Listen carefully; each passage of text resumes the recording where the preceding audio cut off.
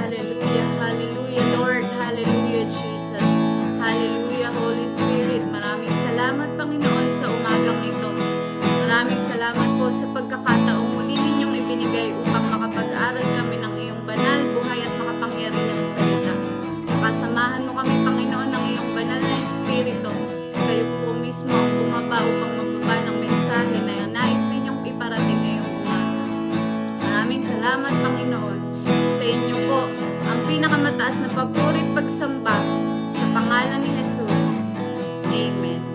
Tinatawagan ko na po ang ating Pastora Desiree Laracas upang maghayag ng kanyang buhay at makapangyarihang salita. Amen. Amen. Purihin po ang Panginoon sa buhay po ng bawat isa. At sa umaga po na ito, patuloy po tayo magbulay-bulay ng buhay at makapangyarihang salita ng Diyos. Isang malaking pribilehiyo po na muli ay patuloy po tayo maging daluyan ng pagpapala sa umaga po na ito. Makipagbukasan nga po kayo sa akin sa Aklat ng Mga Gawa, chapter 11, verse 19 hanggang 24. Amen.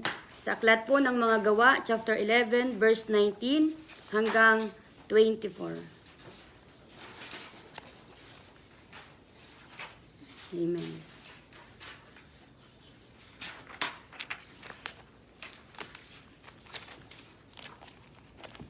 Sa aklat ng mga gawa, chapter 11, verse 19 hanggang 24.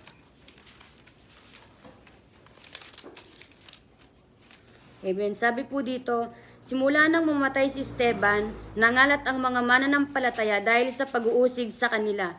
Ang iba ay nakarating sa Phoenicia, sa Cyprus at Antioch.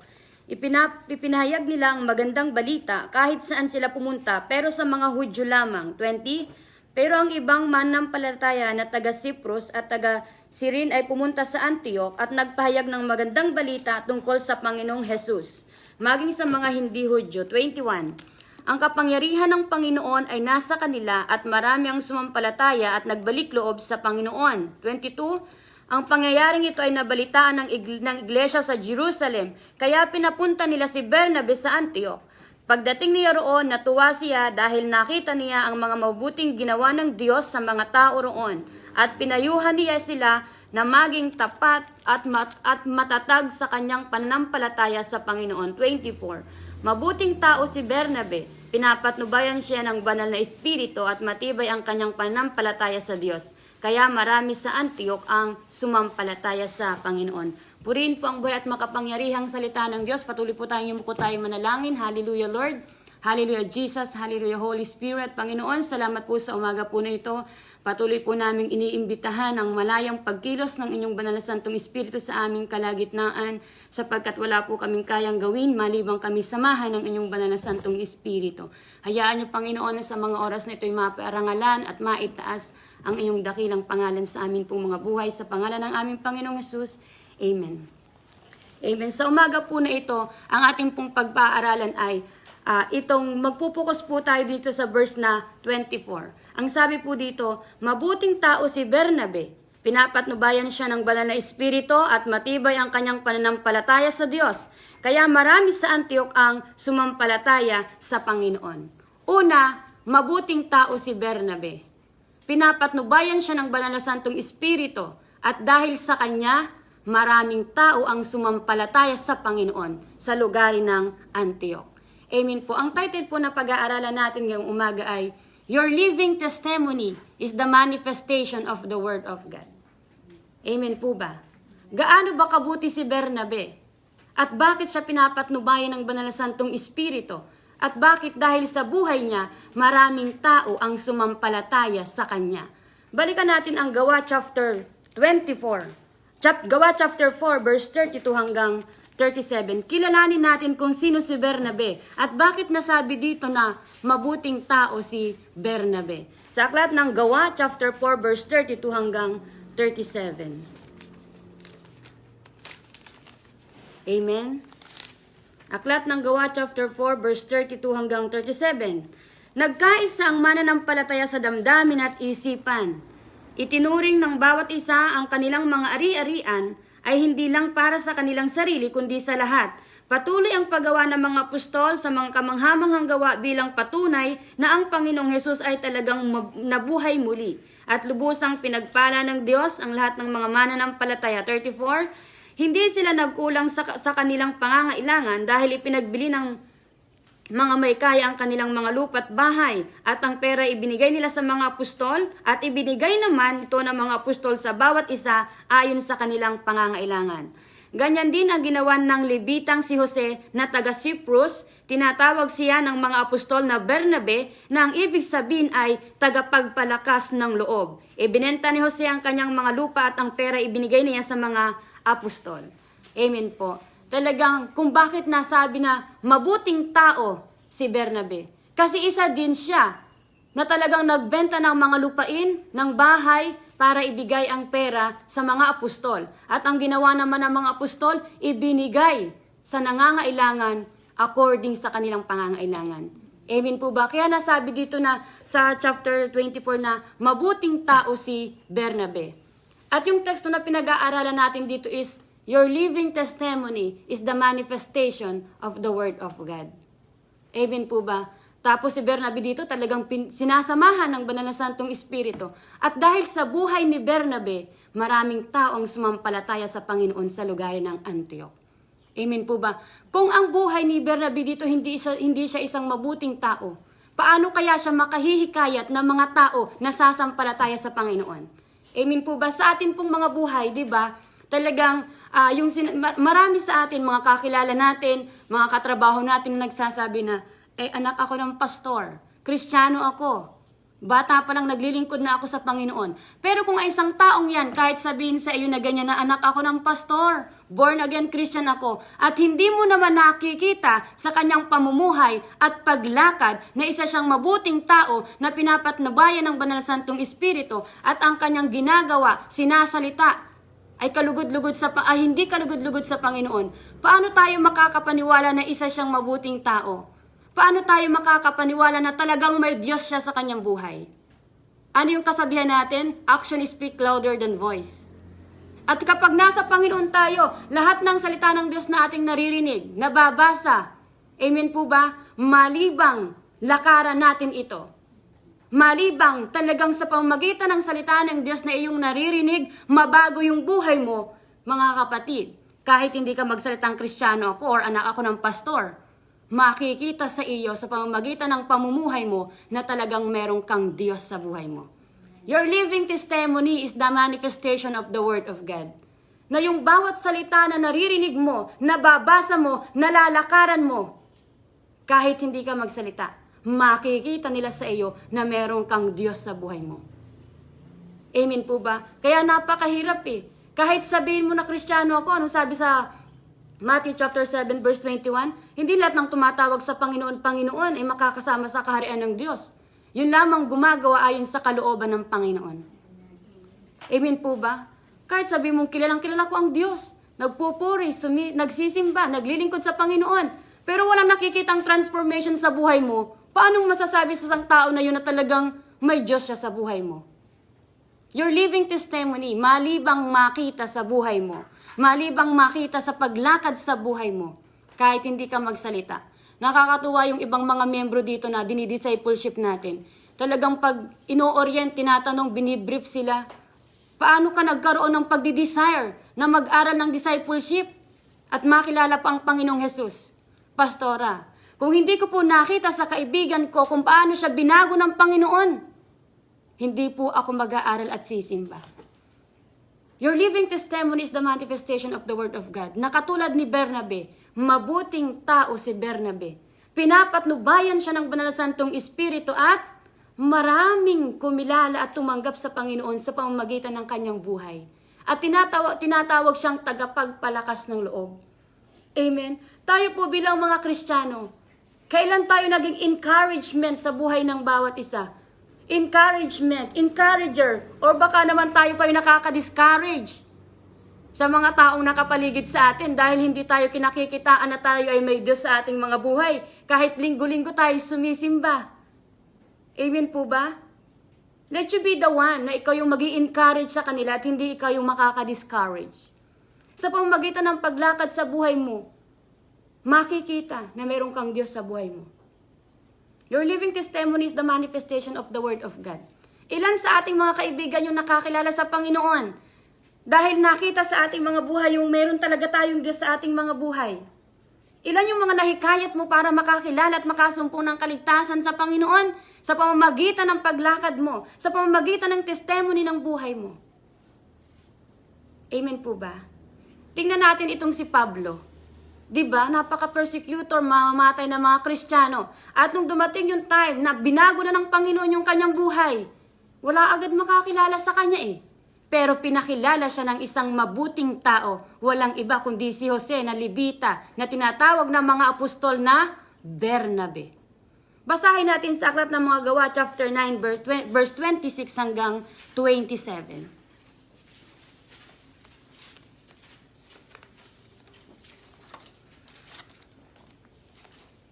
Sa Aklat ng mga Gawa, chapter 9, verse 26 hanggang 27, sabi dito, pagdating ni Saulo sa Jerusalem, gusto niya sanang makisalamuha sa mga tagasunod ni Jesus, pero takot sila sa kanya. Hindi sila naniniwala na siya tagasunod na rin ni Jesus. 27, pero isinama siya ni Bernabe at dinala sa mga apostol. Ikwinento ni Bernabe sa kanila kung paano nakita ni Saulo ang Panginoong Jesus sa daan at kung ano ang sinabi nito sa kanya. At sinabi rin niya ang katapangan ni Saulo sa pangangaral tungkol kay Jesus doon sa Damascus. Amen po ba? Tingnan po natin to. Kilala natin si Saulo, si Apostol Pablo, kung gaano talaga yung buhay niya binago ng Panginoon. At noong mga panahon na siya, isa siyang taga-persecutor, isa siyang taga-pamamatay ng mga Kristiyano, nung binago ng Panginoon, wala agad kumilala sa kanya. Kasi kilala siya sa buhay na siya isang nakasakay sa kabayo, hinahabol yung mga Kristiyano at papatayin. Ganun siya katalamak. Binago ng Panginoon. Wala agad maniwala sa kanya na binago siya ng Panginoon. Bakit? Yung testimony kasi ng buhay niya, isa siyang talamak na mamamatay tao.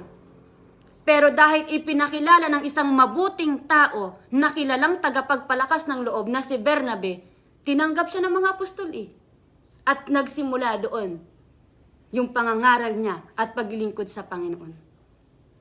Tayo, di ba napakahirap paniwalaan kung paano tayo transform ng Panginoon?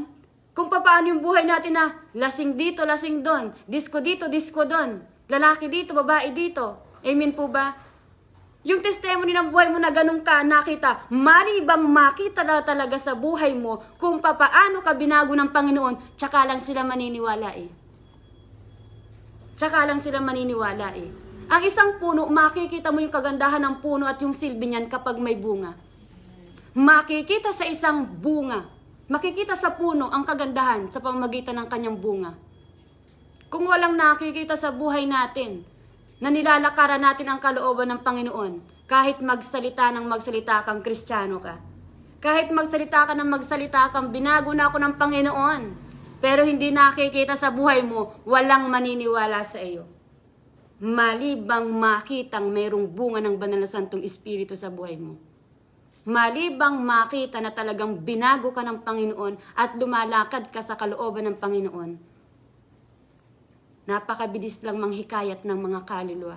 Napakabilis lang mag-invite ng mga kaluluwa. At kahit hindi ka pa nagsasalita sa kanila, sila na yung nagsasabit lumalapit sa iyo Dahil kilala ka nung mga panahon na wala ka pa sa Panginoon.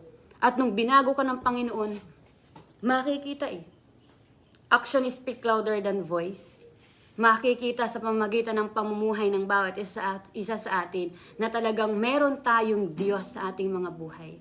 At hayaan natin na sa ating mga buhay ay maging encouragement tayo sa mga kakilala natin, sa mga katrabaho natin, sa mga ka-roommate natin.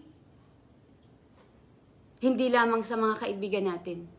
Unang-una, yung mga taong nakakilala sa atin nung mga panahong wala pa tayo sa Panginoon.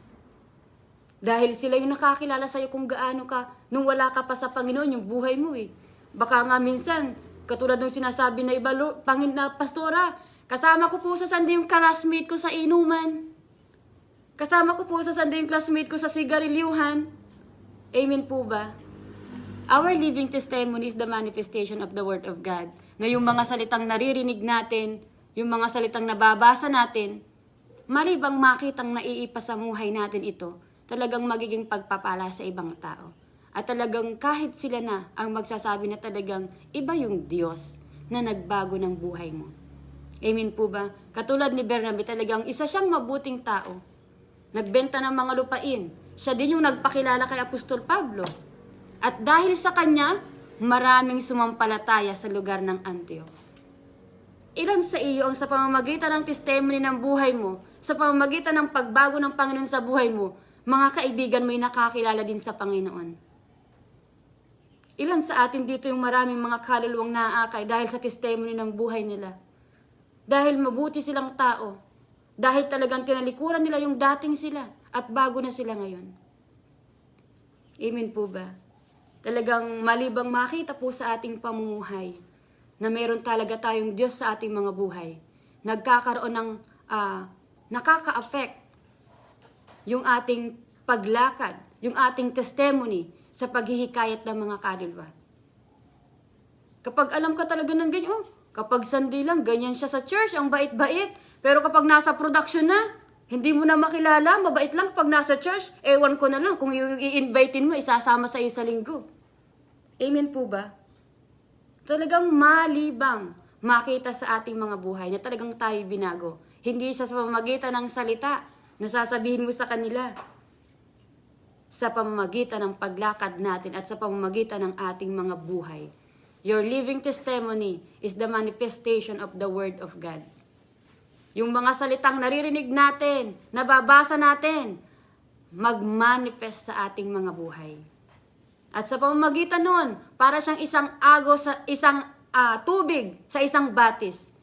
Hindi mo mapuputol, hindi mo maghahadlangan yung bunga ng mga salita na narinig mo, na nabasa mo. Hindi mo mahahadlangan yung bunga ng banal na Santong Espiritu. Kusa siyang nagfo-flow.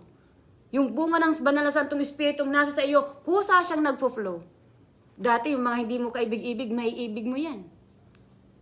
Kahit hindi ka tsaga-tsaga, tsatsagain mo yan. Dahil para siyang isang alon sa batis, isang tubig sa batis, hindi mo kayang pigilan sa pagdaloy, sa pag-alon, sa pag-agos. Ganyan ang bunga ng banal na Santong Espiritu sa mga tunay na humanap at nakasumpong sa Panginoon. Amen po, kaya nga mga kapatid, alang-alang sa Panginoon, talagang hawakan natin at panghawakan natin na yung ating mga buhay isang buhay na patotoo kung gaano kabuhay ang Diyos sa ating pong mga buhay. Amen. Purihin po ang Panginoon sa mga oras na ito.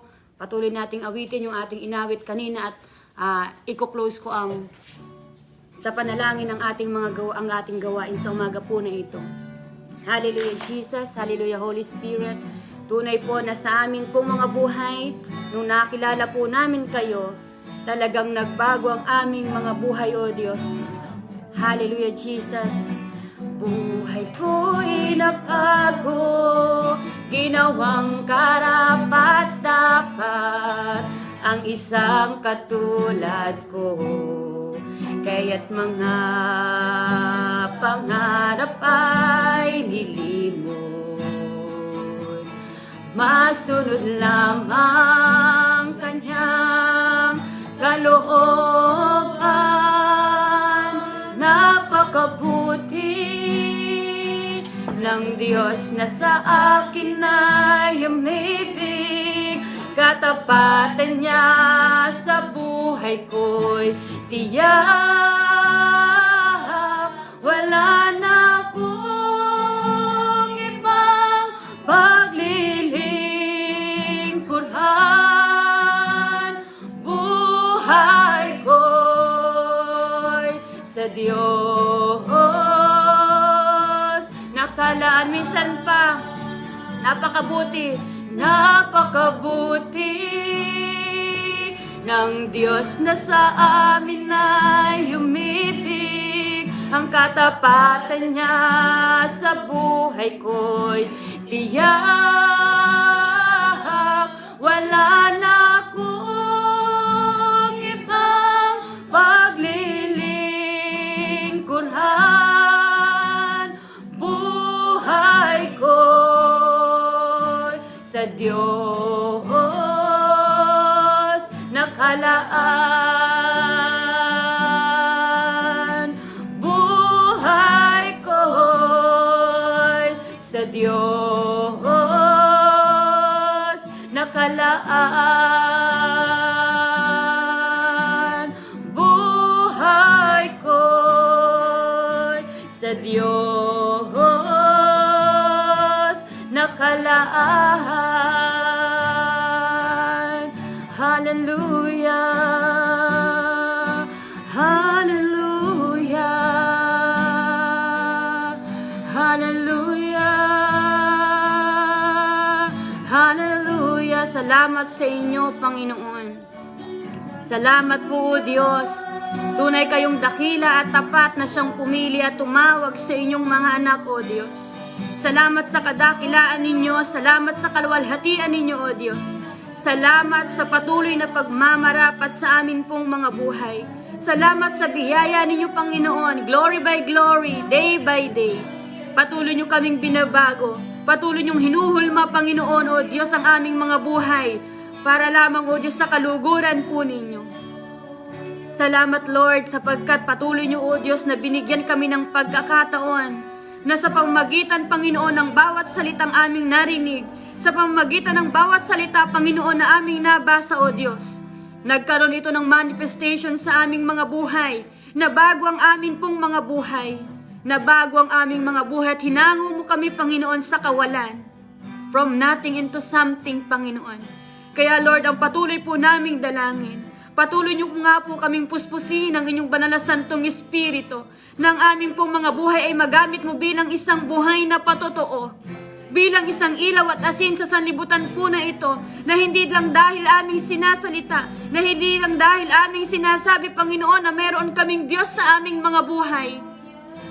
Malibang makita ito, Panginoon, sa paglakad namin, kahit hindi kami magsalita, kahit hindi namin ipagsigawang may Diyos kami sa aming mga buhay, makikita ito sa bunga, sa pamamagitan ng paglakad namin, sa pamamagitan ng testimony ng amin pong mga buhay, O Diyos.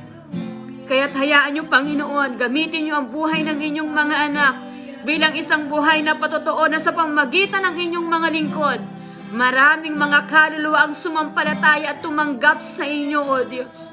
Maraming mga kaluluwa ang makasumpong ng kaligtasan, ng makasumpol ng dakilang pag-ibig ninyo, Panginoon, na sa pamamagitan ng testimony ng buhay ng inyong mga anak, Lord, mapatunayan kung gaano kayo kabuhay at kung gaano kayo kadakila. Salamat, Panginoon. Patuloy naming itinataas, Panginoon, sa inyo ang FB Live na ito, Lord, na patuloy niyong ginagamit as a channel of blessing para sa buhay ng inyo pong mga anak. Salamat, Lord, sa pagkakataon na marami kaming nagagawang kapamaraanan, Lord.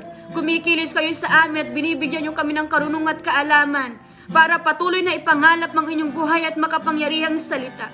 Salamat, Lord. Patuloy niyong pagpalain, Lord God, ang kabuuan, O Lord, ng Masaredo family, O Diyos. Sa buhay ng Pastora Never at ng kanyang mga anak, Lord, patuloy po naming dalangin na patuloy na ang pagkilos ng Banal na Santong Espiritu ay siyang patuloy na pumisan sa kanila, na patuloy niyo silang samahan, gabayan sa lahat ng mga desisyon, sa lahat ng mga aspeto ng kanilang buhay na paglilingkod sa inyo, Panginoon. Patuloy niyo silang samahan, Lord. Patuloy niyo silang gamitin as a channel of blessing, as an empty vessels to be a channel of blessing, na sa pamamagitan ng kanilang mga buhay, marami pang makakilala sa inyo. Marami pang makakilala sa inyo, Panginoon. Dinatas din namin, Panginoon, sa inyo ang lahat ng kapastoran ng lugar ng Taiwan, Panginoon. Patuloy niyo kaming pag-isahin, patuloy niyo kaming pagbigkisin ng pagmamahal na nagbumula sa inyo, Panginoon. Na patuloy, O Diyos, na sa pamamagitan ng buhay ng inyong mga lingkod na tinawag, na pinili, na tinalaga, Lord God, makita yung buhay na patotoo sa aming mga buhay. Makita yung bunga, Panginoon, na meron kaming Diyos sa aming mga buhay. At marami pang mga kaluluwa kaming maalagaan at maidulog sa inyo, Panginoon. Pagpalain niyo, Panginoon, O Diyos, ang lahat ng gawain ng inyong mga anak, ang lahat ng pagtitipon, na kung saan ang itinataas ay ang inyong dakilang pangalan, na kung saan ang tanging motibo ay maparangalan kayo, Panginoon. Hayaan ninyong kapuspusan ng Banal na Santong Espiritu igawad sa kanila, Panginoon. At patuloy niyo kaming gamitin, Panginoon, ng may kagalakan sa aming mga puso sa paglilingkod sa inyo. Yaman din lamang na alam namin, Panginoon, na kahit kailan hindi mawawalan ng kabuluhan ang aming pagpapagal, O Diyos. Pagpalain niyo ang lahat na nakiisa sa pag-aaral ng salita ng Diyos sa umagang ito. Pagpalain niyo, Panginoon, ang mga magsisipag nood pa, Panginoon, ng live na ito, Lord God. Saan mang sulok ng mundo sila naroon na naaabot ng channel na ito, Lord. Hayaan yung sa bawat panunood nila, Amara, nasa nila yung pagkilos ng iyong banal na Santong Espiritu, sapagkat alam namin lahat, Panginoon, saan mang sulok ay naroon kayo, O Diyos. Pagpalain niyo, Panginoon, ang buhay ng bawat isa na tanging sa inyo lamang umaasa. Pagpalain niyo ang inyong mga lingkod na wala ng ibang hinangad kundi ang mapaglingkuran kayo, O Diyos.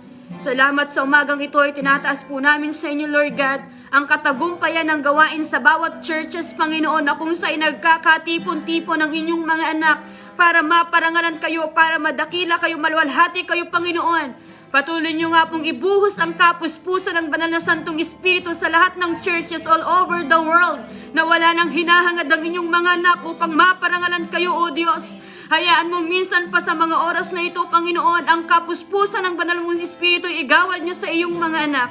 Lalo tigit sa lahat ng mga gagamitin ninyo na tatayo, Panginoon, simula hanggang matapos, Lord, ang gawain niyo, O God. Patuloy namin ang idinideklara ang katagumpayan na nagmumula sa inyo, Panginoon. Samahan niyo ang inyong mga anak. Samahan niyo ang inyong mga anak, Panginoon. Sapagkat alam naming lahat, O Diyos, wala kaming kayang gawin malibang samahan ng inyong banal na Santong Espiritu. Let your Holy Spirit move into our hearts. Let your Holy Spirit move into our lives, Lord. Let your Holy Spirit be the one who minister the hearts of your people in the mighty name of Jesus. Salamat po sa umagang ito, O Diyos. Patuloy po naming inaangkin ang walang hanggang pag-ibig ng Diyos Ama, ang mayamang pagpapala ng Diyos Anak, at ang masaganang pakikipisa ng Banal na Santong Espiritu ay patuloy na sumama at kumilos sa amin pong mga buhay. Salamat sa umagang ito, Panginoon. Patuloy naming ibinabalik sa iyo ang papuri, ang parangal, ang pagdakil at pagluluhalhati na tatanging sa inyo lamang po, Panginoon. Receive all the glory, Lord. Receive all the glory. Receive all the honor. Receive it all in the mighty name of Jesus. Salamat po, Panginoon, sa inyo ang papuri, parangal, pagdakil at pagluhalhati sa pangalan ng aming Panginoong Jesus. And everybody says and agree. Amen and amen. Salamat po sa buhay ng bawat isa. Ito po yung akin po mga kasama dito sa lugar ng Taichung. Ating po mga kapatiran. Mag-hi kayo sa... Yan, amen. Amen. Ang Pastor Akarot po. Nasa likod.